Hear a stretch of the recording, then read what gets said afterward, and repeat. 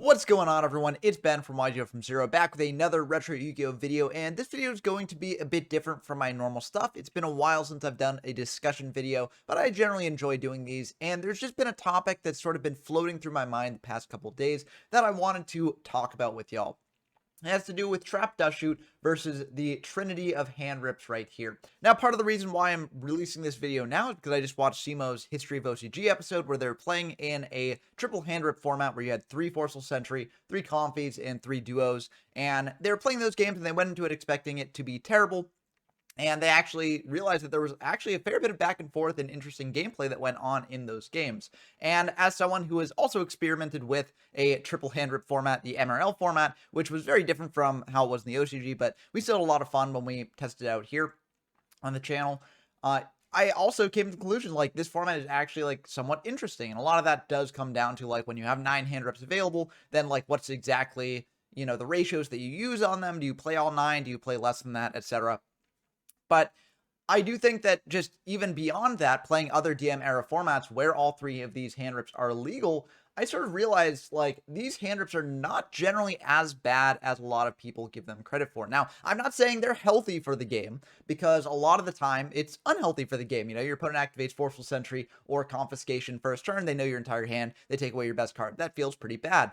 But I've noticed in playing things like GOAT and, Warrior and other formats where a lot of these hand rips, or at least some portions of these hand rips, are banned, and so people play things like Trap Dustshoot instead. I've noticed that whenever I get Dustshoot, I generally feel a lot worse than when I'd get, like, first turn hand rip with a Forceful Sentry or Duo. Now, there are a couple reasons for this. One, in the case of Duo, it should be kind of clear that, if they go for Dustshoot, they're getting hand knowledge. If they go for Duo, they're just getting card advantage. And in general, even if your opponent's getting card advantage, you get to pick the second card discarded. So, like, you do have some options there, some ways to play through that. And also, they don't know what you've got, so you can sort of, play some mind games there and bluff them a little bit with that. So, I'd argue that, it should be clear why I don't like Trap Dustshoot more than I don't like Duo. And I think people who've played GOAT format for a while, I mean, people could definitely say that Duo's the, more brutal card to be activated on you than Dustshoot. Yeah, I assume that some people have that opinion, but for me personally, I feel the reverse. And people who play GOAT can sort of testify to that relationship there. But what people might not understand as much is why I actually feel like getting Dustshooted feels worse than getting turn 1 Forceful Sentry or turn 1 Confiscationed.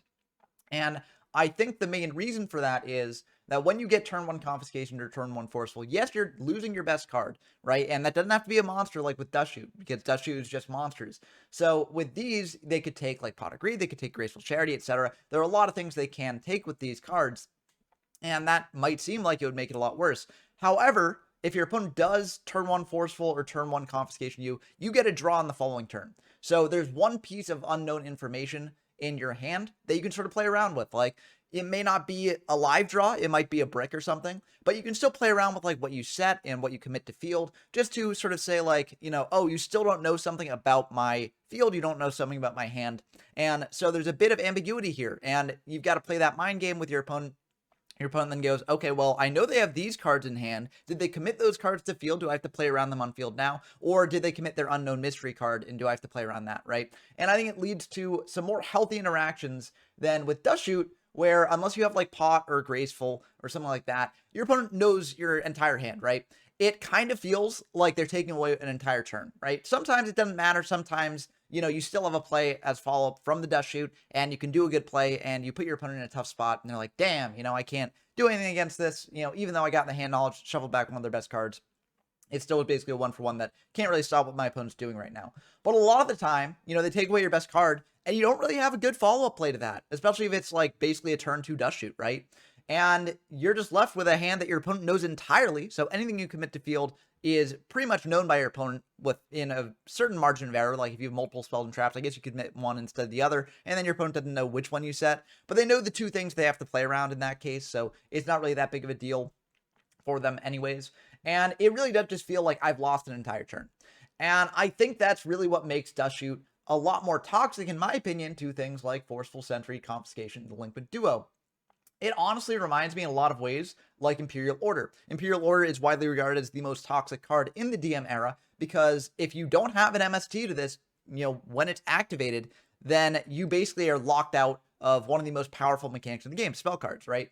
And spell cards are so strong in the DM era that a lot of decks are playing a lot of them. So if you don't have a way to out this card or put pressure on your opponent in other ways to force them to drop the IO and then use their own spells, then it can just end the game on the spot. And IO leads to a lot of non-games like that. And it's kind of similar to Dustshoot in my mind, because Dustshoot is, if you have Pot of Greed, if you have like Graceful Charity, or even like another drawer like Upstart or something like that, then you can get back that piece of unknown information and then do things with your turn that way.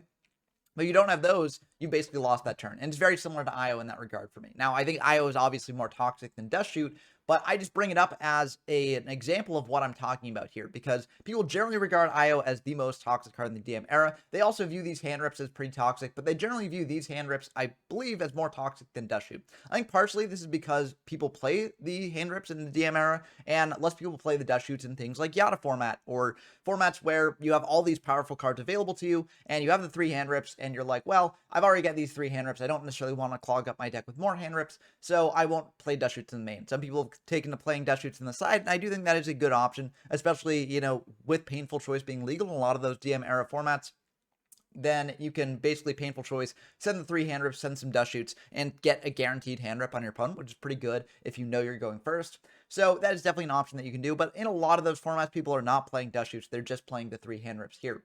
So if that's the case, am I arguing that people should play Dustshoots instead of the 3 hand rips? Well, no, I do think the hand rips are, on balance, more powerful than Dustshoot. Dustshoot is dead in more situations. The hand rips can take any card as opposed to just, a monster like Dustshoot does. And again, in the DM era, a lot of the power cards are spells or traps, etc. So being able to take those with the Forceful or the Comfy, or even potentially randomly hit that with the Duo, is very, very powerful. So I'm not advocating that people play Dustshoots instead of these hand rips. What I am saying is that sometimes a less powerful card can still be more toxic than the more powerful cards here. And I think that's a very interesting fact that not many people consider when discussing a lot of these formats. Maybe it's because I'm sort of DM era pilled. I've covered a lot of DM era on my channel, and I've really grown an appreciation of it. But I feel like one of the things that really stops a lot of people from diving into that era is they're like, well, there's so many busted, powerful cards. But I think, as this discussion shows, a card can still be busted while not necessarily being as toxic as some cards are tolerated in other formats, right? Like, I do think that these 3 cards are very, very powerful and more powerful than Dustshoot, but I don't think they're as toxic as Dustshoot. And I think that's a very important distinction to make, right? If you get Raigeki'd, right, you don't necessarily think, oh, that's so toxic, my opponent wiped away my entire board of monsters. Sometimes you do. Sometimes just a luck sack top deck and they just wipe out your entire board, etc. But oftentimes, since Raigeki is a known quantity that you can play around, you don't necessarily want to commit everything to board, right? And if you've played around the Raigeki, it might not be as bad of a situation as, if you just, put all your monsters on field and attacked in like every turn, right? Now, I do think that because we can view cards like Raigeki, Dark Hole, etc., in a realm where it's like, okay, well, this card's broken but not toxic, I think we should also apply the same thing to things like hand rips, which are also generally viewed as being very toxic, but I think when you dive down into it, are not as toxic as people think. And that is what really came to mind when watching that episode of History of the OCG, and why I wanted to bring it here, because I feel like for a lot of people, they just expect these cards to be the worst things imaginable in the game, and they are pretty bad. Again, I'm not trying to say these cards are healthy or good, but I am trying to say that they're a lot less bad than you think they are. And that sort of reminds me of Yatagarasu, which is another card that's running around in these formats and stuff.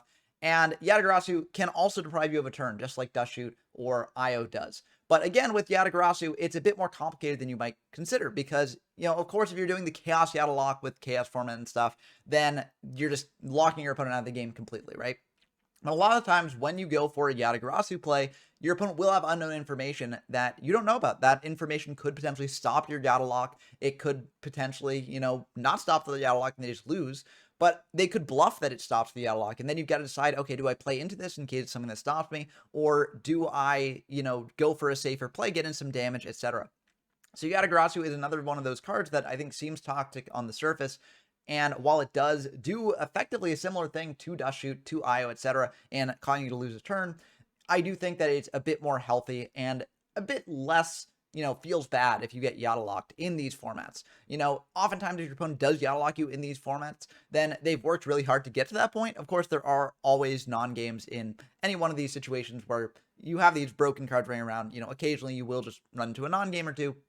But most of the time I've been Yata locked in these formats, I've not really been upset about it. I've just been like, okay, they went for this win condition, and I tried to play around it as best I could. It didn't quite work out, but it was a back and forth there. It wasn't just an instant loss. And so that even shows that effects that can cause you to basically lose a turn can also not necessarily be as toxic as you might think. Even though IO and Trap Dustshoot definitely falls into that toxic range for me.